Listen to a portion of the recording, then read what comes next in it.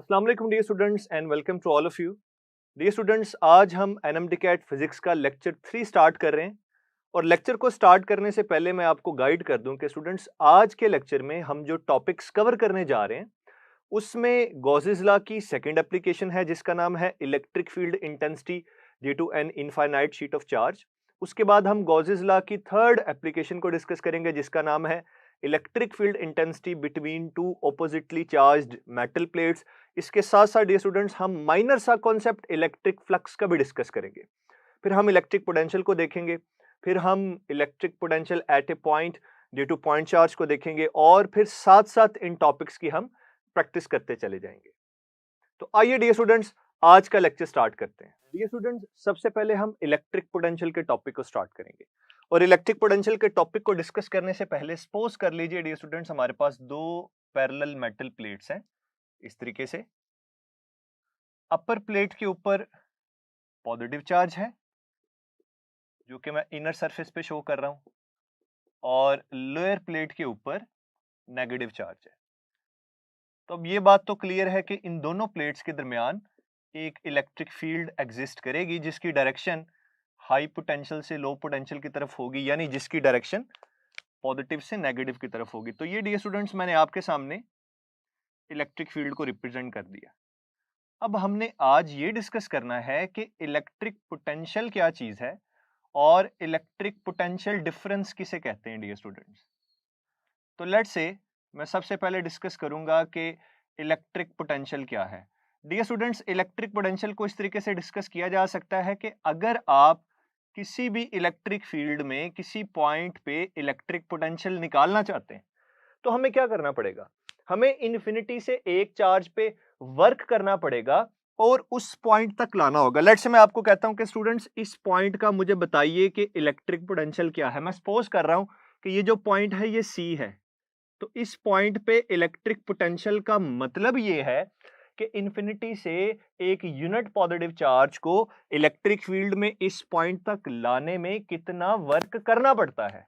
तो work on a unit positive charge, ये देखें, electric potential at point C is defined as the work on a unit positive charge. Infinity से इस point तक लाने में चार्ज को जितना वर्क किया जाता है वो इस पॉइंट का पोटेंशियल है जिसे मैंने अभी ऐसे लिखा है और ये सिंगल पॉइंट का पोटेंशियल है। अच्छा, इसके क्या यूनिट्स हो सकते हैं, जाउल पर कूलम, और इसके यूनिट्स होंगे डियर स्टूडेंट्स वोल्ट। तो पता ये चला कि 1 volt is equal to joule per coulomb. अब डियर स्टूडेंट्स एक और छोटा सा पॉइंट, जैसे आपकी टेक्स्ट बुक में बात की जाती है मैं बिल्कुल एग्जैक्टली वैसे डिस्कस करूंगा। सपोज करें जी मेरे पास एक यूनिट पॉजिटिव चार्ज है क्यू नॉट और मैं उसे रिलीज कर देता हूं। सपोज कर लेते हैं ऊपर वाली जो प्लेट है ये बी है, नीचे वाली जो प्लेट है ये ए है और मैं एक यूनिट पॉजिटिव चार्ज को इन प्लेट्स के दरमियान रिलीज कर रहा हूं। डियर स्टूडेंट्स, जैसा कि मैंने बताया कि ये चार्ज यूनिट पॉजिटिव चार्ज है, तो जब इसे आप इलेक्ट्रिक फील्ड में रिलीज करेंगे तो ऊपर वाली प्लेट इसे रिपेल करेगी, नीचे वाली प्लेट इसे अट्रैक्ट करेगी।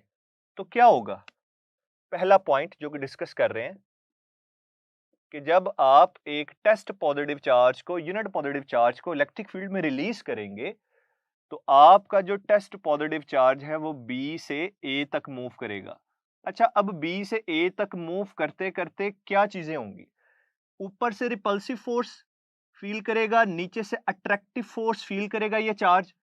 तो अल्टीमेटली आपका चार्ज बी से ए तक मूव करते हुए काइनेटिक एनर्जी गेन करेगा और उसकी जो पोटेंशियल एनर्जी है वो क्या हो जाएगी डियर स्टूडेंट्स, ये डिक्रीज हो जाएगी। लेकिन डियर स्टूडेंट्स अगर मैं आपसे ये कहूं कि क्या चार्ज को इलेक्ट्रिक फील्ड के अगेंस्ट मूव करवाया जा सकता है, ये चीजें मैं इस वजह से डिस्कस कर रहा हूं क्योंकि डियर स्टूडेंट्स क्वेश्चन आपको इस तरीके से पूछा जा सकता है कि जब एक unit positive charge electric field की डायरेक्शन में मूव करता है तो क्या होता है, उसकी काइनेटिक एनर्जी इंक्रीज होती है और उसकी इलेक्ट्रोस्टैटिक पोटेंशियल एनर्जी डिक्रीज होती है। इसी वजह से डियर स्टूडेंट्स अब मैं दूसरा पॉइंट ये डिस्कस कर रहा हूं कि इट इज पॉसिबल कि मैं इस यूनिट पॉजिटिव चार्ज को इलेक्ट्रिक फील्ड के अगेंस्ट मूव करवा सकूं। तो अगर मैंने इस यूनिट पॉजिटिव चार्ज को इलेक्ट्रिक फील्ड के अगेंस्ट मूव करवाना है, अब देखें ये चार्ज क्या है, पॉजिटिव, और इलेक्ट्रिक फील्ड के अगेंस्ट मूव करवाने का मतलब है कि मैं इसे यहां से ऊपर की तरफ लेके जाऊंगा। अब चार्ज क्या है? पॉजिटिव। ऊपर वाली प्लेट क्या है? पॉजिटिवली चार्ज्ड है। तो इसे इलेक्ट्रिक फील्ड के अगेंस्ट मूव करवाने के लिए मुझे इस पे वर्क करना पड़ेगा। और आप लोगों ने work energy principal first year में ये पढ़ा हुआ है कि जब कभी किसी भी बॉडी पे वर्क किया जाता है तो उसकी एनर्जी इंक्रीज हो जाती है। तो पता ये चला डियर स्टूडेंट्स सेकंड केस में कि अगर आप चार्ज को ए से बी तक मूव करवा रहे हैं बाय डूइंग एक्सटर्नल वर्क, तो उसकी इलेक्ट्रोस्टैटिक पोटेंशियल एनर्जी इंक्रीज हो जाएगी क्योंकि आप वर्क कर रहे हैं उसके ऊपर, और उसकी जो काइनेटिक एनर्जी है वो क्या हो जाएगी? डिक्रीज हो जाएगी। इसी तरह से डियर स्टूडेंट्स ये तो मैंने डिस्कस किया कि एक यूनिट पॉजिटिव चार्ज का क्या बिहेवियर होगा इस इलेक्ट्रिक फील्ड के अंदर। अब एक और छोटा सा पॉइंट नोट कीजिए कि जो इलेक्ट्रॉन है ना उसका बिहेवियर इससे बिल्कुल डिफरेंट है, मतलब ऑपोजिट होगा। इस केस को ऑपोजिट कर दें, मतलब काइनेटिक एनर्जी को कम कर दें, पोटेंशियल एनर्जी को ज्यादा कर दें। ये इलेक्ट्रॉन के लिए इस केस को डिस्कस कर लिया। इसे भी रिवर्स करें, पोटेंशियल एनर्जी को कम कर दें, काइनेटिक एनर्जी को ज्यादा कर दें, तो ये इलेक्ट्रॉन के लिए केस बन जाएगा। अब स्टूडेंट्स मैं ये सपोज करता हूं, लेट्स से इलेक्ट्रिक फील्ड के अंदर ना दो पॉइंट्स हैं। ये पॉइंट है ए और ये पॉइंट है बी। तो डियर स्टूडेंट्स इन दो पॉइंट्स के दरमियान अगर मैं आपसे ये पूछना चाहूं कि पोटेंशियल डिफरेंस क्या हो गया, या लेट्स से आप ये कह सकते हैं ये पॉइंट बी है और ये वाला पॉइंट क्या है ए, और मैं आपसे पूछता हूं कि जल्दी से मुझे जरा ये बताइए इन दोनों के दरमियान पोटेंशियल डिफरेंस क्या होगा। तो वो इस पॉइंट के पोटेंशियल और इस पॉइंट के पोटेंशियल का डिफरेंस होगा। तो पोटेंशियल डिफरेंस को ऐसे डिफाइन करेंगे, potential difference is defined as the work on a unit positive charge in an electric field in taking the charge from A to B। ठीक है डियर स्टूडेंट्स, आप A से B point तक जाते हुए जितना ज्यादा वर्क करेंगे चार्ज के ऊपर उसकी इलेक्ट्रोस्टैटिक पोटेंशियल एनर्जी उतनी ज्यादा होगी। तो ये इसको आप इक्वेट करके लिख सकते हैं, मतलब जितना ज्यादा वर्क उतनी ज्यादा इलेक्ट्रोस्टैटिक पोटेंशियल एनर्जी ज्यादा होगी। तो ये भी जाउल पर कूलम है, तो joule per coulomb it is equal two volt. ये एक सिंगल पॉइंट पे पोटेंशियल है और ये दो पॉइंट्स का पोटेंशियल डिफरेंस है। आपकी टेक्स्ट बुक में मेंशन है कि डियर स्टूडेंट्स किसी एक सिंगल पॉइंट पे पोटेंशियल भी स्टिल क्या होता है? Potential difference. इन्फिनिटी वाले पॉइंट का पोटेंशियल और इस सिंगल पॉइंट के पोटेंशियल के डिफरेंस को आप पोटेंशियल डिफरेंस कहते हो। अब इन्फिनिटी पे इलेक्ट्रिक फील्ड नहीं होती, वहां पे पोटेंशियल जीरो हो जाएगा, इसलिए ये एक सिंगल पॉइंट का पोटेंशियल बन जाता है। तो डियर स्टूडेंट्स ये सारी डिस्कशन करने के बाद अब हम देखते हैं कि हमें किस टाइप के क्वेश्चंस पूछे जा सकते हैं। तो देखिए डियर स्टूडेंट्स जो आपका फर्स्ट एमसीक्यू है वो ये है आपके सामने, 12 joule of work is to be done against an existing electric field to take a charge of 0.01 coulomb from one point to another. Find the potential difference between these two points. ये आपकी first question की statement है और इसके options हैं alpha 12 volt, beta 1200 volt, Charlie में है 1.2 volt और डेल्टा में है 120 वोल्ट। तो डियर स्टूडेंट्स हमने फाइंड क्या करना है? हमने फाइंड करना है पोटेंशियल डिफरेंस। तो ये पहला एक बेसिक सा क्वेश्चन है, इसका सोल्यूशन जरा देख लीजिए। इसको इस तरीके से हम सॉल्व करेंगे। हमने यहाँ पे पोटेंशियल डिफरेंस निकालना है और पोटेंशियल डिफरेंस क्या होता है? Work on a unit positive charge. तो वर्क हमें गिवन है वो कितना है जी 12 और चार्ज कितना है? ये है जी 0.01। तो स्टूडेंट्स 12 एज इट इज लिखा रहने दें, ये 0.01 है। अगर मैं इस डेसिमल पॉइंट को रिमूव करूं तो इसके आगे दो डिजिट्स हैं, तो स्टूडेंट्स इससे मैं 1 डिवाइडेड बाय 100 लिख सकता हूँ। ये 100 ऊपर जाके मल्टीप्लाई हो जाएगा। तो पता ये चला कि डियर स्टूडेंट्स पोटेंशियल डिफरेंस जो हमारे पास आएगा ये 1200 वोल्ट आएगा। इस वजह से डियर स्टूडेंट्स ये जो आप देख रहे हैं एक एमसीक्यू आपके सामने, इसका जो करेक्ट ऑप्शन होगा दैट विल बी बीटा। तो ये एक सिंपल सा क्वेश्चन है जो कि न्यूमेरिकल बेस्ड यहां से आपको पूछा जा सकता है। आइए एक और एमसीक्यू देखते हैं। एमसीक्यू आपको इस तरीके से भी पूछा जा सकता है, जैसे देखें स्टेटमेंट आपके सामने है। एमसीक्यू में आपसे ये पूछा गया है, if 4 into 10 raised to power 20 electron volt energy is required to move a charge of 1 coulomb between 2 points, then potential difference between 2 points will be alpha 32 volt, beta 64 volt, Charlie में है जी 4 into 10 raised to power 20 volt और delta में है 64 into 10 raised to power 18 volt। अब आप इसमें सबसे बड़ी गलती पता क्या करते हैं? देखें, उसने जो आपको एनर्जी दी है वो इलेक्ट्रॉन वोल्ट में दी है। एनर्जी को आप वर्क कह सकते हैं बेसिकली। तो मैं अगेन यहां पे स्टूडेंट्स जो फॉर्मूला यूज करूंगा वो कुछ यूं होगा, delta V is equal to delta W over Q naught. देखिए यहां से जो डेल्टा V है इसके यूनिट्स वोल्ट आने चाहिए और यूनिट्स वोल्ट तब आएंगे जब आप इस वर्क या एनर्जी को जाउल में डिस्कस करोगे। जाउल पर कूलम्ब होगा तो फिर इसके यूनिट्स वोल्ट आएंगे। लेकिन क्वेश्चन के अंदर आप देखें कि उसने हमें एनर्जी को इन जाउल नहीं दिया, इलेक्ट्रॉन वोल्ट की बात कर रहा है। तो एक छोटा सा ट्विस्ट है इस क्वेश्चन के अंदर। तो आप सबसे पहले इस इलेक्ट्रॉन वोल्ट को जाउल में लेके आओगे। तो आइए जरा डियर स्टूडेंट्स इसे सॉल्व करते हैं। ऊपर वर्क या एनर्जी है, ये है जी 4 इंटू 10 रेज टू पावर 20। अब ये एज इट इज रहने दें। आपने एफएससी में ये कॉन्सेप्ट पढ़ा हुआ है, आपको ये बेसिक इंफॉर्मेशन पता है कि electron volt is the unit of energy और इलेक्ट्रॉन वोल्ट को अगर जाउल में कन्वर्ट करना है तो 1 electron volt is equal to 1.6 into 10 raise to power -19। मैंने क्या बोला?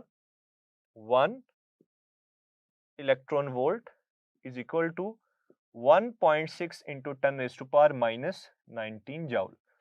तो स्टूडेंट्स क्या अगर मैं इस डेसिमल पॉइंट को आगे मूव करूं तो ये बन जाएगा 16 into 10 raise to power -20 joule. Dear students of NMDCAT, ये याद रखिए कि जब कभी डेसिमल पॉइंट को राइट साइड पे आप मूव करवाते हैं तो पावर नेगेटिव होती है और अगर इस डेसिमल पॉइंट को आप लेफ्ट साइड पे मूव करवाओगे तो पावर पॉजिटिव होती चली जाएगी। आपने इसे राइट साइड पे मूव करवाया, यहां प्लेस किया ना डेसिमल पॉइंट, तो इसीलिए पावर क्या होगी? -20। अच्छा, अब मैंने ऐसे क्यों किया? क्या जरूरत महसूस हुई कि मैं यहां पे 1.6 की बजाय 16 इंटू 10 रेज़ टू पावर -20 को प्रेफर कर रहा हूं? क्योंकि डियर स्टूडेंट्स आप देखें कि हमें जो एनर्जी गिवन है वो +20 है। तो अगर मैं यहां पे पावर को -20 बना लूंगा तो इसे सॉल्व करना इजी हो जाएगा। तो अब इलेक्ट्रॉन वोल्ट की जगह आ जाएगा 16 इंटू 10 रेज़ टू पावर -20 और डियर स्टूडेंट्स चार्ज हमें गिवन है वो 1 कूलम का है, तो डिनोमिनेटर में तो 1 आ जाएगा। तो ये देखें अब कैंसलेशन आसान होगी। अब बहुत से बच्चों को ये बात समझ में आई होगी कि सर ने ऐसा क्यों किया है। तो डियर स्टूडेंट्स, जब आप न्यूमेरिकल को सॉल्व करने लगते हैं ना तब आपको बहुत सी चीजों का आइडिया होता है कि आपने कैलकुलेशन को किस तरह से लेके चलना है। तो यहाँ पे ये देखें 10 रेज़ टू पावर +20 और -20 कैंसिल हो जाएगा। 16 को 4 से मल्टीप्लाई करें dear students, it will be 64 volt. तो हमारा जो करेक्ट ऑप्शन है dear students that is beta 64 volt. आइए डियर स्टूडेंट्स एक और एमसीक्यू सॉल्व करते हैं। एमसीक्यू के पूछने का अंदाज कुछ इस तरीके से भी हो सकता है जैसे कि ये स्टेटमेंट आपके सामने है और इसमें वो आपसे पूछ रहा है कि a charge of 2 coulomb experience a force of 2000 Newton in uniform electric field. In this field, the potential difference between 2 points separated by a distance of 1 centimeter is, चार ऑप्शंस आपके सामने हैं, alpha 10 volt, beta 2 volt, Charlie 5 volt और delta में है 20 volt. तो आइए देखते हैं स्टूडेंट्स इसका सॉल्यूशन हम किस तरीके से करेंगे। देखें स्टूडेंट्स, आपने अगेन यहाँ पे पोटेंशियल डिफरेंस को फाइंड आउट करना है। तो पोटेंशियल डिफरेंस को फाइंड आउट करने के लिए आप ऐसे लिख लें जैसे आपने पढ़ा था, work A B over Q naught, या सिंपली आप delta W over Q naught लिख लें, या सिंपली आप डब्ल्यू ओवर क्यू नॉट लिख लें। ये आपकी अपनी अंडरस्टैंडिंग है। अब देखें कि क्या चीज गिवन है। ये स्टूडेंट्स फोर्स की बात हो रही है, ठीक है, और इसके अलावा डिस्टेंस की बात हो रही है। तो क्या मैं वर्क को in terms of force and distance ना लिखूं? ये ज्यादा बेहतर है। और चार्ज तो हमें गिवन है, तो देखें डियर स्टूडेंट्स यहां पे आ जाएगा F D divided by Q not. Force है जी 2000, डिस्टेंस है 1 सेंटीमीटर, सेंटी होता है 10 रेज़ टू पावर -2, तो मैंने उसे ऐसे लिख दिया 1 इंटू 10 रेज़ टू पावर -2। इसे डिनोमिनेटर में ले आएंगे तो ये 10 रेज़ टू पावर +2 बन जाएगा, या इसे डिनोमिनेटर में आप 100 के तौर पे भी लिख सकते हैं। चार्ज कितना गिवन है डियर स्टूडेंट्स, ये है आपके पास 2 कूलम। तो आप इसे यूं लिख दीजिए डिवाइडेड बाय 2। जब आप यहाँ पे डिवाइड करेंगे तो डियर स्टूडेंट्स ये तो आ जाएगा 1000, और इसे फर्दर आप ऐसे लिखें 1000 डिवाइडेड बाय 100, 20 से कैंसिल हो गए। तो पता ये चला डियर स्टूडेंट्स कि यहाँ पे जो पोटेंशियल डिफरेंस है हमारे पास, इट इज 10 वोल्ट। तो हमारा जो करेक्ट ऑप्शन है dear students, that is alpha 10 volt. अब इसके अलावा डियर स्टूडेंट्स, आपकी टेक्स्ट बुक में दो चार्जेस के दरमियान पोटेंशियल को भी डिस्कस किया गया है। जैसे फॉर एग्जांपल मैं कहता हूं कि मेरे पास जी एक पॉजिटिव चार्ज है, ये देखें एक ये चार्ज है, इसके ऊपर चार्ज की मैग्नीट्यूड क्यू है। एक ये चार्ज है, इसके ऊपर भी चार्ज की मैग्नीट्यूड क्यू है। अगर मैं आपसे ये पूछूं कि इन दोनों सिमिलर चार्जेस के एग्जैक्ट सेंटर में पोटेंशियल क्या होगा, तो ये आप कैसे निकालेंगे? ये देखें, मैं यहां कह रहा हूं कि इस जगह पे आपने पोटेंशियल निकालना है, तो कैसे निकालेंगे स्टूडेंट्स? इस जगह पे जो पोटेंशियल होगा वो इस चार्ज और इस चार्ज के पोटेंशियल्स का सम होगा। अब ये दोनों पॉजिटिव चार्जेस हैं तो दोनों के हाई पोटेंशियल्स होंगे, इसलिए V के ऊपर पॉजिटिव, V के ऊपर पॉजिटिव लिखा है, हाई पोटेंशियल्स को ऐड कर रहे हैं। और पोटेंशियल का फॉर्मूला आपको पता होना चाहिए, ये होता है जी K Q divided by R plus K Q divided by R। तो डियर स्टूडेंट्स ये आ जाएगा जी 2 K Q divided by R। मतलब ये हुआ डियर स्टूडेंट्स कि जो पोटेंशियल है वो इन दो सिमिलर चार्जेस के दरमियान क्या होगा, एग्जैक्ट मिड पॉइंट पे डबल होगा। मतलब इस जगह पे पोटेंशियल क्या है, डबल है। अच्छा मुझे एक बात बताएं, अब जरा सोचें कि इस बात का मतलब क्या है, पोटेंशियल डबल हो गया, क्या मतलब है इस बात का? क्योंकि देखें अगर यहीं पे मैं आपसे कहूं कि बेटा इलेक्ट्रिक फील्ड क्या होगी, अब सब कहेंगे सर जीरो है। अब बच्चा सोचता है कि सर इलेक्ट्रिक फील्ड जीरो है, पोटेंशियल डबल कैसे हो गया? तो ये देखें, पहले इलेक्ट्रिक फील्ड वाला कॉन्सेप्ट भी देख लें। इसकी जो इलेक्ट्रिक फील्ड लाइंस होगी ना डियर स्टूडेंट्स, वो इस तरीके से होंगी, लाइक दिस। तो इलेक्ट्रिक फील्ड लाइंस तो एक दूसरे को अपोज करती हैं। तो एग्जैक्ट मिड में, ये एमसीक्यू के तौर पे पूछा जाएगा आपको, एग्जैक्ट मिड में इलेक्ट्रिक फील्ड जीरो है लेकिन पोटेंशियल क्या है, डबल। अब पोटेंशियल था क्या, ये देखें, मैंने आपको स्टार्ट में इसी वजह से बताया था कि जिस पॉइंट का पोटेंशियल निकालना होता है ना, उस पॉइंट के पोटेंशियल का मतलब ये होता है कि वहां तक किसी चार्ज को लाने में कितना वर्क करना पड़ता है। डियर स्टूडेंट्स फर्ज करें यहां पे ना मेरे पास एक यूनिट पॉजिटिव चार्ज पड़ा हुआ है, इस यूनिट पॉजिटिव चार्ज को मैं इस पॉइंट पर लेके आना चाहता हूं। तो इस यूनिट पॉजिटिव चार्ज को इन दो सिमिलर चार्जेस के एग्जैक्ट सेंटर तक लाने में मुझे जितना वर्क करना पड़ेगा वो इस पॉइंट का पोटेंशियल होगा। अब जाहिर सी बात है, ये भी पॉजिटिव, ये भी पॉजिटिव, हमारा टेस्ट चार्ज भी पॉजिटिव।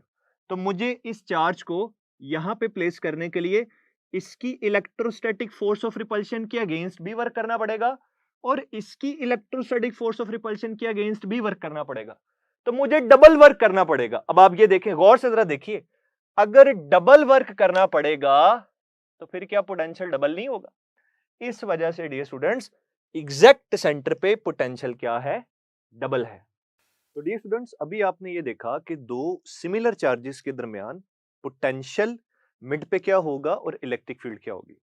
वो तो दो सिमिलर चार्जेस की बात की थी। अब हम एक ऐसा केस डिस्कस करेंगे डियर स्टूडेंट्स जिसमें एक पॉजिटिव चार्ज होगा, एक नेगेटिव चार्ज होगा और उसके एग्जैक्ट सेंटर पे, एग्जैक्ट मिड पे हम इलेक्ट्रिक फील्ड को भी डिस्कस करेंगे कि वो क्या होगी और पोटेंशियल को भी डिस्कस करेंगे।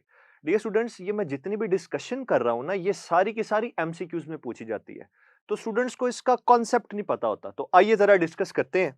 सपोज कर लें जी हमारे पास एक पॉजिटिव चार्ज है और इसके ऊपर जो चार्ज की मैग्नीट्यूड है वो Q है, और दूसरी तरफ एक नेगेटिव चार्ज है, इसके ऊपर भी चार्ज की मैग्नीट्यूड Q है। दोनों जो चार्जेस हैं इनके ऊपर चार्ज की मैग्नीट्यूड तो सेम है लेकिन नेचर इनकी डिफरेंट है। अब डियर स्टूडेंट्स इसके एग्जैक्ट सेंटर पे अगर मैं इलेक्ट्रिक फील्ड की बात करूं तो वो जीरो नहीं होगी, क्योंकि इलेक्ट्रिक फील्ड पॉजिटिव से ओरिजिनेट होती है, पॉजिटिव चार्जेस से ओरिजिनेट होके नेगेटिव चार्जेस की तरफ जाती हैं। ये बात तो हमने पढ़ी हुई है। तो पता ये चला कि इसका जो एग्जैक्ट सेंटर है या जो इसका मिड पॉइंट है, इस पे इलेक्ट्रिक फील्ड नॉन जीरो है dear students, it is not equal to zero. आइए जरा पोटेंशियल को डिस्कस करते हैं। स्टूडेंट्स, इसका पोटेंशियल हाई होगा, इसका पोटेंशियल लो होगा, तो मिड पॉइंट पे जो पोटेंशियल होगा वो इसके और इसके इंडिविजुअल पोटेंशियल्स का सम होगा, जिसे हम ऐसे निकालेंगे V, this is the potential at this point and it is equal to the sum of two potentials. अब ये हाई और लो पोटेंशियल चार्जेस की नेचर की वजह से है। इस वजह से मुझे यहाँ पे मेंशन करना पड़ रहा है कि ये चार्ज कौन सा है। ये पॉजिटिव चार्ज की बात हो रही है, तो यहाँ पे हम लिखेंगे Q divided by R plus यहाँ पे लिखेंगे K minus Q divided by R। Plus minus minus हो जाएगा, तो डियर स्टूडेंट्स ये बनेगा K Q divided by R minus K Q divided by R, ये दोनों कैंसिल हो जाएंगे और इट विल बी जीरो। तो पता ये चला डियर स्टूडेंट्स कि ये जो दो चार्जेस हैं, इनके एग्जैक्ट सेंटर में जो पोटेंशियल होगा वो क्या है, जीरो। अब इसका मतलब समझते हैं। पोटेंशियल क्या होता है जनाब? पोटेंशियल होता है work on a unit positive charge. अब चार्ज तो जीरो नहीं है ना, तो अगर मैं कहूं कि मुझे यूनिट पॉजिटिव चार्ज पे वर्क ही नहीं करना पड़ता उसे इस पॉइंट तक लाने में, तो फिर मेरी बात जस्टिफाई हो जाती है कि यस पोटेंशियल जीरो होगा। ठीक है स्टूडेंट्स, अब देखें ये एक इलेक्ट्रिक फील्ड है। अगर मैं यहाँ पे एक पॉजिटिव पॉइंट चार्ज को लेके आता हूं, तो मुझे बताएं क्या मुझे फोर्स लगानी पड़ेगी या मुझे वर्क करना पड़ेगा उसे इस फील्ड लाइन के ऊपर मूव करवाने के लिए? Not at all dear students. तो हमने यहां से एक बात सीख ली कि ये जो फील्ड है ये खुद ब खुद हमारे टेस्ट चार्ज को यहाँ पे मूव करवाएगी और हमें एक्सटर्नली कोई वर्क नहीं करना पड़ेगा। इस वजह से इस पॉइंट पे पोटेंशियल क्या है, जीरो, और इस पॉइंट पे इलेक्ट्रिक फील्ड नॉन जीरो है। अच्छा डियर स्टूडेंट्स, हमने बातों बातों में ना एक और टॉपिक डिस्कस कर लिया, electric potential at a point due to a point charge. तो ये जो अभी आप लोग फॉर्मूला पढ़ रहे थे, इसी चीज का है। मैं लिख देता हूं, electric potential at a point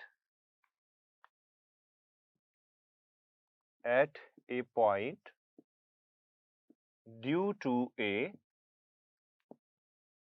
point charge.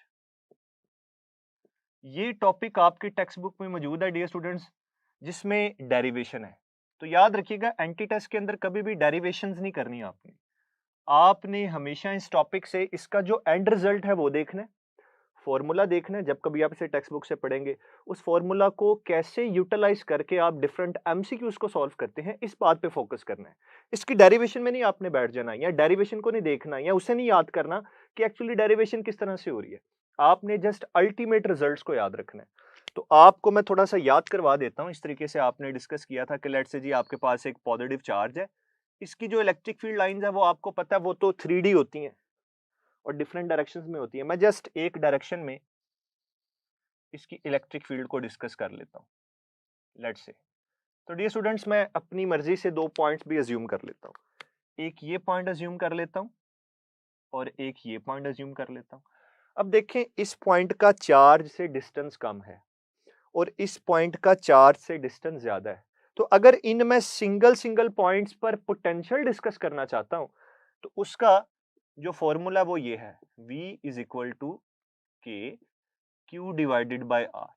और इस फॉर्मूला से मुझे ये पता चल रहा है कि अगर मैं R को कांस्टेंट रखूं तो पोटेंशियल का चार्ज के साथ क्या रिलेशन है, डायरेक्ट रिलेशन है। ये कब वैलिड है, जब आप R को कांस्टेंट रखेंगे। इस पॉइंट पे कम मैग्नीट्यूड का चार्ज रखें और एक बार ज्यादा मैग्नीट्यूड का चार्ज रखें। जब आप ज्यादा मैग्नीट्यूड का चार्ज रखेंगे तो इस पॉइंट का पोटेंशियल ज्यादा होगा। इसी तरह से डियर स्टूडेंट्स, अगर मैं सेम चार्ज के लिए डिफरेंट डिस्टेंसेस के ऊपर पोटेंशियल नोट करना चाहूं तो फिर उसका इनवर्स रिलेशन बन जाएगा। तो V is inversely proportional to R, और ये R डिस्टेंस है from the centre of this charge. तो डियर स्टूडेंट्स, अब यहां से क्वेश्चंस कैसे पूछे जा सकते हैं, आइए जरा देखते हैं।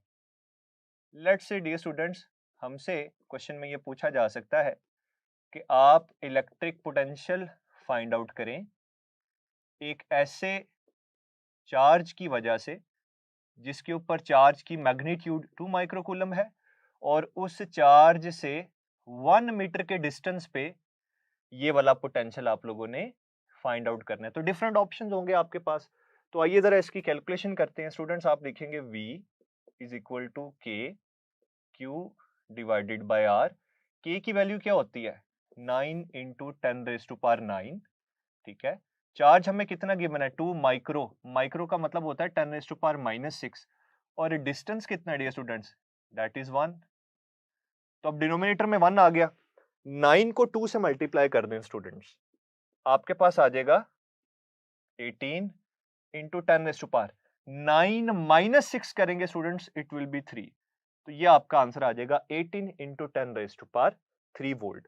लेकिन इसे स्टैंडर्ड फॉर्म में लिखने के लिए डेसिमल पॉइंट की लेफ्ट साइड पे एक नॉन जीरो डिजिट होना चाहिए। तो अभी डेसिमल पॉइंट यहां पे है, तो जब आप इसे लेफ्ट साइड पे मूव करेंगे तो ये पावर मोर पॉजिटिव हो जाएगी। तो it will become 1.8 into 10⁻⁴ volt. आइए डियर स्टूडेंट्स एक और एमसीक्यू डिस्कस करते हैं। और ये जो अब मैं एमसीक्यू आप लोगों से डिस्कस करने जा रहा हूं, ये आपकी एग्जैक्टली टेक्स्ट बुक के अंदर से मैं बात करने लगा हूं। तो आइए देखते हैं कि चैप्टर नंबर 12 का जो पहला शॉर्ट क्वेश्चन है 12.1, उसका कितना कॉन्सेप्ट क्लियर है आप लोगों को। तो डियर स्टूडेंट्स एमसीक्यू ये है, लेट्स से जी मेरे पास एक चार्ज्ड सफियर है, ठीक है। ये एक सफियर है और ये पॉजिटिवली चार्ज्ड है। इसकी आउटर सरफेस पे चार्ज को यूनिफॉर्मली हमने डिस्ट्रीब्यूट किया होगा। We have a sphere on which positive charge is uniformly distributed. अब इस सफियर के बाहर इस पॉइंट पे, जिसे मैं पॉइंट लेट्स से ए का नाम देता हूं, इस पॉइंट के पोटेंशियल के बारे में हमें पता है और ये पोटेंशियल है जनाब 10 वोल्ट, ठीक है। अब ये जो एक होलो चार्ज्ड स्फीयर है, इसके सेंटर को मैं पॉइंट बी का नाम देता हूं। अब दो चीजें बतानी है आपने बताना है कि इसके सेंटर पे इलेक्ट्रिक फील्ड कितनी होगी और इसके सेंटर पे इलेक्ट्रिक पोटेंशियल कितना होगा। और जो डिफरेंट ऑप्शंस हैं डियर स्टूडेंट्स, वो जरा सबसे पहले नोट कर लें। वो ये है alpha, let's say G point B पे इलेक्ट्रिक फील्ड 0 है और पॉइंट बी पे पोटेंशियल भी 0 है। बीटा ऑप्शन ये है, पॉइंट बी पे इलेक्ट्रिक फील्ड 0 है और पॉइंट बी पे पोटेंशियल 10 वोल्ट है। चार्ली ऑप्शन ये है डियर स्टूडेंट्स के पॉइंट बी पे इलेक्ट्रिक फील्ड 10 वोल्ट पर मीटर है और जो पोटेंशियल है ये भी 10 वोल्ट है। और स्टूडेंट्स डेल्टा ऑप्शन आपके पास ये है कि पॉइंट बी पे इलेक्ट्रिक फील्ड 10 वोल्ट पर मीटर है और पॉइंट बी पे जो पोटेंशियल है ये 10 वोल्ट है। तो डियर स्टूडेंट्स ये चार ऑप्शंस है आपके सामने। ये रहा जनाब आपका फर्स्ट ऑप्शन, ये आपका सेकंड ऑप्शन, ये आपका थर्ड ऑप्शन और ये आपका फोर्थ ऑप्शन। अब बच्चे क्या करते हैं, उन्हें गॉसेस लॉ की फर्स्ट एप्लीकेशन याद होती है कि सर हमने पढ़ा था कि एक होलो चार्ज्ड स्फीयर के सेंटर में इलेक्ट्रिक फील्ड 0 है because there is no charge. वो कहते हैं सर यहाँ पे चार्ज नहीं है, इलेक्ट्रिक फील्ड लाइंस नहीं होंगी। अगर इलेक्ट्रिक फील्ड लाइंस नहीं है तो सर यहाँ पे इलेक्ट्रिक फील्ड भी 0 होगी। तो वो ये समझ लेते हैं कि सर शायद इलेक्ट्रिक फील्ड भी 0 है और जहां पे फील्ड नहीं है वहां पे पोटेंशियल भी नहीं है। लेकिन अभी मैं आपको ये पोटेंशियल और फील्ड का इंटरप्ले समझा के आया हूं। तो स्टूडेंट्स जो लोग इसका अल्फा आंसर कंसीडर कर रहे हैं वो बिल्कुल गलत है। लेकिन ट्रैप करने के लिए मैंने आपको अल्फा दिया कि बहुत से बच्चे क्या कहेंगे सर इसका आंसर अल्फा है, लेकिन इसका आंसर अल्फा नहीं है। अब जरा रिकॉल करें, मैंने इस क्वेश्चन के स्टार्ट में क्यों आप लोगों से ये बोला कि अपनी टेक्स्ट बुक चैप्टर नंबर 12 की एक्सरसाइज का जो पहला शॉर्ट क्वेश्चन है 12.1 उसे जरा देखें, उसका क्या मतलब है। The potential is constant throughout the given region of space, is electric field 0 और नॉन 0 इन दैट रीजन। याद आया स्टूडेंट्स?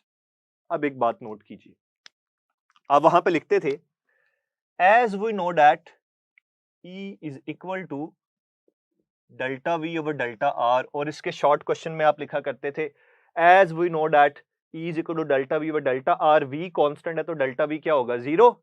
इस वजह से इलेक्ट्रिक फील्ड क्या होगी, जीरो। एक काम करते हैं, पोटेंशियल्स का ना डिफरेंस लेते हैं। एक इस पॉइंट का पोटेंशियल है, एक इस पॉइंट का पोटेंशियल है। सपोज करें भाई मैं एक ऐसा स्टूडेंट हूं जो अभी तक ये मानता है कि सर इसके सेंटर पे इलेक्ट्रिक फील्ड भी जीरो है, सर इसके सेंटर पे इलेक्ट्रिक पोटेंशियल भी जीरो है।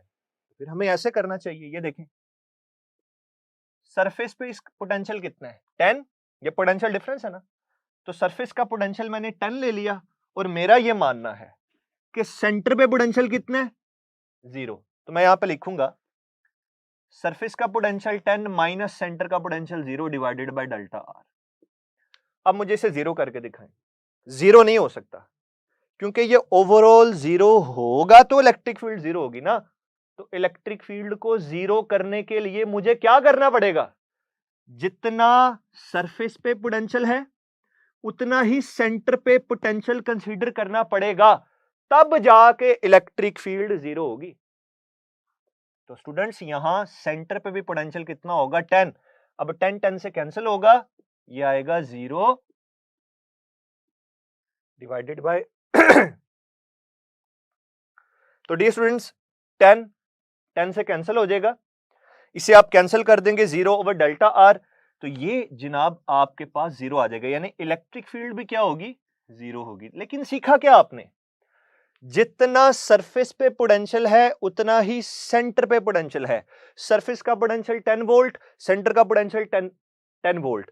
सरफेस का पोटेंशियल अगर 5 वोल्ट है, सेंटर का पोटेंशियल 5 वोल्ट है। सरफेस का पोटेंशियल V वोल्ट है, सेंटर का पोटेंशियल V वोल्ट है। सरफेस का पोटेंशियल 1 वोल्ट है, सेंटर का पोटेंशियल 1 वोल्ट है। तो इस तरीके से याद रखना है। तो डियर स्टूडेंट्स, इसका जो करेक्ट ऑप्शन है वो ये है बीटा, कि सेंटर पे इलेक्ट्रिक फील्ड जीरो है, लेकिन सेंटर पे उतना ही पोटेंशियल है जितना सरफेस पे पोटेंशियल है। अच्छा, अब ये जो आपको होलो चार्ज्ड स्फीयर की ये सरफेस नजर आ रही है ना, जिसके ऊपर चार्ज डिस्ट्रीब्यूटेड है यूनिफॉर्मली, इस सरफेस को हम इक्वी पोटेंशियल सरफेस कहते हैं। क्या नाम देते हैं, नोट कर लें ये जरा, इसे नाम देते हैं equi potential surface. Equi potential surface क्या मतलब हुआ, एक ऐसी सरफेस जिसके ऊपर हर जगह का पोटेंशियल सेम रहता है, कांस्टेंट रहता है। इस पॉइंट की बात करूं, इस पॉइंट की बात करूं, यहां यहां यहां यहां जहां मर्जी डिस्कस कर लें, सरफेस के ऊपर पोटेंशियल सेम रहेगा, 10 वोल्ट ही रहेगा, इसलिए कहते हैं इक्वी पोटेंशियल सरफेस। तो इसे याद रखिएगा। अब इक्वी पोटेंशियल सरफेस पे आपने ये देखा, अब याद क्या रखना है इसमें से जो एमसीक्यू में पूछा जाता है, पोटेंशियल क्या रहता है, कांस्टेंट रहता है, और पोटेंशियल का डिफरेंस क्या होगा स्टूडेंट्स, जीरो होगा। दूसरी बात आपने ये याद रखनी है, वर्क क्या होता है, वर्क ए बी, ये होता है क्यू डेल्टा वी। तो इक्वी पोटेंशियल सरफेस पे चार्ज को मूव करवाने के लिए आपको वर्क नहीं करना पड़ेगा, क्योंकि डेल्टा वी क्या होता है, जीरो। तो ये पॉइंट्स एमसीक्यू में पूछे जा सकते हैं, इसे जरा याद रखिएगा।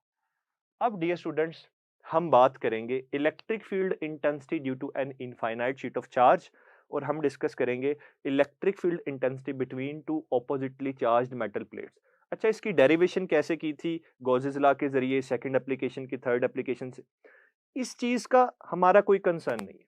तो अब डियर स्टूडेंट्स, हम बात करेंगे गॉसेस लॉ की सेकंड और थर्ड एप्लीकेशन। जो आर्टिकल्स आपके टेक्स्ट बुक में ऐसे मेंशन है, जिनका नाम है electric field intensity due to an infinite sheet of charge, और electric field intensity between two oppositely charged metal plates. खुदारा इनकी डेरिवेशन ना कीजिएगा, जैसे गॉसेस लॉ को यूज करते हुए इसकी प्रॉपर डेरिवेशन है नहीं, इसके जैसे रिजल्ट्स को याद रखना है। तो देखें, जो मैं इधर लिखूंगा सेकंड एप्लीकेशन, ताकि आपको याद रहे, ये गॉसेस लॉ की सेकंड एप्लीकेशन को डिस्कस किया जा रहा है, जिसमें क्या था, हमारे पास एक इनफाइनाइट शीट ऑफ चार्ज है, उसका एक फाइनाइट पोर्शन आपने कंसीडर किया था। वो कुछ इस तरीके से था डियर स्टूडेंट्स, ऐसे लाइक दिस। लेट्स से ये जी हमारे पास एक इनफाइनाइट एक्सटेंट की शीट थी, उसका फाइनाइट पोर्शन कंसीडर किया, उसके ऊपर चार्ज को हमने यूनिफॉर्मली डिस्ट्रीब्यूट कर दिया। अच्छा, बहुत से स्टूडेंट्स ना एफएससी में भी ये क्वेश्चन पूछते हैं कि सर जरूरी है हम पॉजिटिव चार्ज ही यहाँ पे डिस्ट्रीब्यूट करे, यहाँ पे भी स्टूडेंट्स नेगेटिव कर लें रिजल्ट सेम होगा, कॉन्सेप्ट्स तो वही है ना। तो चाहे नेगेटिव चार्ज भी आप डिस्ट्रीब्यूट कर लें, बात तो सेम है। अच्छा, अब हम करना क्या चाहते हैं, आप सपोज करें कि ये जो मेरा हाथ है ना, ये शीट है, इसके इधर हमने चार्ज डिस्ट्रीब्यूट किया हुआ है, ठीक है। इस शीट के सामने इस पॉइंट पे या सिमिलरली इस शीट के पीछे इस पॉइंट पे आप इलेक्ट्रिक फील्ड इंटेंसिटी बता दें। तो स्टूडेंट्स गॉसेस लॉ को यूज करते हुए वो जो हमने इलेक्ट्रिक फील्ड इंटेंसिटी निकाली थी उसकी वैल्यू थी E is equal to sigma over 2 epsilon naught. और इसकी जो वेक्टर फॉर्म है वो भी याद रखिए, इसकी वेक्टर फॉर्म ये है E is equal to sigma over 2 epsilon naught into R cap. R cap एक ऐसा यूनिट वेक्टर है जो इलेक्ट्रिक फील्ड इंटेंसिटी की डायरेक्शन को शो कर रहा है। पॉजिटिव चार्ज की फील्ड लाइंस आउटवर्ड होती हैं, अवे फ्रॉम द शीट। तो जिधर वो फील्ड लाइंस जा रही हैं वही इलेक्ट्रिक फील्ड की डायरेक्शन है। तो ये यूनिट वेक्टर एक ऐसा वेक्टर है जो इस शीट से अवे जाते हुए इलेक्ट्रिक फील्ड की डायरेक्शन को शो कर रहा है। तो ये भी बात आपको समझ में आ गई। अब स्टूडेंट्स ये हमने लिख तो दिया है E is equal to sigma और एप्सिलॉन नॉट। एप्सिलॉन नॉट को भी आप जानते हैं, इलेक्ट्रिकल कांस्टेंट, कूलम्स लॉ में मैंने आपको समझाया था। यहाँ इसे परमिटिविटी ऑफ फ्री स्पेस कहते हैं। सिग्मा क्या है? सिग्मा है जी चार्ज पर यूनिट एरिया, इसे भी याद रखें। Sigma it is the charge per unit area और इसके यूनिट्स होते हैं कूलम्ब पर मीटर स्क्वायर। अब स्टूडेंट्स मैं थर्ड एप्लीकेशन की बात करने जा रहा हूं। थर्ड एप्लीकेशन में आपने क्या पढ़ा था वो भी जरा देख लेते हैं। थर्ड एप्लीकेशन में आपने इलेक्ट्रिक फील्ड इंटेंसिटी को फाइंड आउट किया था between the plates of a capacitor, या इस तरह बोला जाता है between two plates which are oppositely charged. तो आइए जरा उनको ड्रॉ करते हैं और फिर इसके कॉन्सेप्ट को समझते हैं। ये देखें डियर स्टूडेंट्स, एक ये अपर प्लेट मैंने ड्रॉ की, इसके ऊपर पॉजिटिव चार्ज है, ठीक है जी। एक ये मैंने लोअर प्लेट यहाँ पे ड्रॉ की डियर स्टूडेंट्स और इसके ऊपर भी चार्ज कौन सा है? ऑपोजिट चार्ज है, नेगेटिव चार्ज है। और आपको पता है कि इन दोनों प्लेट्स के दरमियान एक सर्टेन इलेक्ट्रिक फील्ड एग्जिस्ट करती है। अब गॉसेस लॉ की थर्ड एप्लीकेशन में जब आपने एफएससी में पढ़ा था, हम कर क्या रहे थे? हम ये चाहते थे कि किसी ना किसी तरीके से ना यहाँ पे इलेक्ट्रिक फील्ड का पता चल जाए। तो हमने गॉसेस लॉ को यूज करते हुए इस पॉइंट पे जो इलेक्ट्रिक फील्ड का एक फॉर्मूला निकाला था स्टूडेंट्स, वो ये था E is equal to sigma over epsilon naught. ये रही जनाब मैग्नीट्यूड फॉर्म। अगर मैं इसकी वेक्टर फॉर्म की बात करूं तो ये E किसके बराबर है? Sigma over epsilon naught into आगे क्या आ जाएगा? आर कैप आ जाएगा। तो आर कैप एक ऐसा यूनिट वेक्टर है जो इलेक्ट्रिक फील्ड की डायरेक्शन बता रहा है। और बताएं कैपेसिटर की इन दो ऑपोजिटली चार्ज्ड प्लेट्स के दरमियान इलेक्ट्रिक फील्ड की डायरेक्शन क्या होगी? पॉजिटिव प्लेट से नेगेटिव प्लेट की तरफ, ये हमें पता है। अब आप लोग सोच रहे होंगे सर क्वेश्चंस कैसे पूछे जा सकते हैं? तो पहला सिंपल क्वेश्चन इस तरीके से पूछा जाएगा, वो कहेगा कि भाई एक इनफाइनाइट एक्सटेंट की शीट है, उसके ऊपर चार्ज यूनिफॉर्मली डिस्ट्रीब्यूट किया गया है, उसके सामने किसी पॉइंट पे इलेक्ट्रिक फील्ड इंटेंसिटी क्या होगी? तो आपने ऑप्शंस में देख लेना है कि क्या आपसे वेक्टर फॉर्म की बात कर रहा है या मैग्नीट्यूड फॉर्म की बात कर रहा है। तो ये एक्सप्रेशन एज इट इज आपसे एमसीक्यू में पूछा जाएगा, यहां पर भी ये expression as it is MCQ में पूछा जाएगा। अब यहाँ पे एक ट्विस्ट क्रिएट करते हैं। अब जरा गौर से मेरी बात सुनिएगा, मैं देखता हूं कि आपको टॉपिक कितना समझ में आया। स्टूडेंट्स ये आपके सामने एक प्लेट है पॉजिटिवली चार्ज्ड, ये दूसरी प्लेट है नेगेटिवली चार्ज्ड। अगर मैं आपसे क्वेश्चन ये करूं डियर स्टूडेंट्स कि अगर ये नेगेटिव प्लेट मैं कहां ले जाता हूं? इन्फिनिटी पे। गौर से बात सुननी है। अगर इस नेगेटिव प्लेट को आप कहां पे ले जाएं? इन्फिनिटी पे ले जाएं, तो फिर मुझे बताएं कि इलेक्ट्रिक फील्ड इंटेंसिटी क्या होगी। क्वेश्चन समझे? अच्छा, जिस मर्जी प्लेट को ले जाए, ये कोई कंडीशन नहीं हम लगा रहे, चाहे आप इस प्लेट को ले जाएं या चाहे आप इस प्लेट को ले जाएं। लेकिन मैं आपसे अभी ये डिस्कस कर रहा हूं लेक्चर में कि स्टूडेंट्स पॉजिटिव प्लेट यहीं पे है, अगर आप नेगेटिव प्लेट को मूव करवा के इन्फिनिटी पे ले जाएं तो फिर इलेक्ट्रिक फील्ड इंटेंसिटी कितनी होगी? ये सोचने वाली बात है। स्टूडेंट्स जब आप इस प्लेट को मूव करवा के इन्फिनिटी पे ले जाएंगे तो पीछे बेचारी ये एक प्लेट रह जाएगी और ये एक प्लेट इसके तौर पे नहीं बिहेव करेगी, तो फिर जो इलेक्ट्रिक फील्ड इंटेंसिटी होगी वो ये बन जाएगी। तो इसका मतलब क्या है? अगर मैं इस इंडिविजुअल प्लेट की इलेक्ट्रिक फील्ड इंटेंसिटी को लिखूं तो मैं ऐसे लिखूंगा, ये देखें जरा, इस इंडिविजुअल प्लेट की इलेक्ट्रिक फील्ड इंटेंसिटी मैं यूं लिखूंगा, सिग्मा ओवर 2 एप्सिलॉन नॉट। और इस इंडिविजुअल प्लेट की भी इलेक्ट्रिक फील्ड इंटेंसिटी को मैं लिखूंगा सिग्मा ओवर 2 एप्सिलॉन नॉट। इसकी इलेक्ट्रिक फील्ड इंटेंसिटी ये है, इसकी इलेक्ट्रिक फील्ड इंटेंसिटी ये है। इन दोनों की इलेक्ट्रिक फील्ड इंटेंसिटीज को ऐड कर दें तो इस पॉइंट पे जो इलेक्ट्रिक फील्ड इंटेंसिटी है वो आ जाएगी। करें जी जरा इन दोनों को ऐड। तो जब इन दोनों को ऐड करेंगे तो डियर स्टूडेंट्स ये देखें, ये बनेगा E is equal to sigma over 2 epsilon naught plus sigma over 2 epsilon naught. तो ये तब बनती है sigma over epsilon naught. I hope so अब आपको ये बात समझ आई होगी कि अगर एक प्लेट को आप इंफिनिटी पे ले जाते हैं ना तो फिर पीछे ये एक प्लेट रह जाती है, तो वो तो फिर गॉसेस लॉ की सेकंड एप्लीकेशन बन जाती है। तो एक प्लेट की जो इंटेंसिटी है वो इसे टोटल का हाफ है। इसकी क्या है, सिग्मा ओवर एप्सिलॉन नॉट। इसे 2 पे डिवाइड करेंगे तो ये बन जाएगी। तो ये पॉइंट आप लोगों ने डियर स्टूडेंट्स याद रखना है। अब एक छोटी सी असाइनमेंट देना चाहता हूं आपको स्टूडेंट्स। असाइनमेंट ये है, ये देखें, आपने ना कूलम्स लॉ पढ़ा, वो ये है F इज इक्वल टू, बल्कि यहां पे पहले मेंशन करते हैं, ये असाइनमेंट है, आपने इसे खुद एक दफा जरा सॉल्व करना है, देखना है। मैं नेक्स्ट लेक्चर के बिल्कुल स्टार्ट में आपको सबसे पहले इस असाइनमेंट के बारे में डिस्कस करूंगा और पूछूंगा कि जी डियर स्टूडेंट्स ये आपको समझ में आया या नहीं।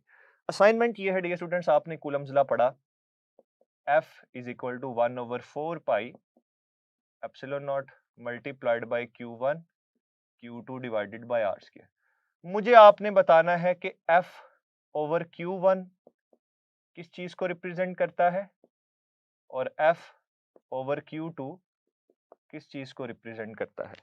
वैसे मैंने आपको बातों बातों में इसका आंसर बता तो दिया है, अब ये आप पे डिपेंड करता है कि आप में कितने शार्प बच्चे बैठे हुए माशाल्लाह। F ओवर Q1 क्या रिप्रेजेंट करता है, यहां से देख के सोचना है, और F ओवर Q2 किस चीज को रिप्रेजेंट करता है। तो यहां से डियर स्टूडेंट्स हम अपना नेक्स्ट लेक्चर स्टार्ट करेंगे। तो wish you very best of luck dear students, अपना ख्याल रखिएगा। Thank you so much and अल्लाह हाफिज।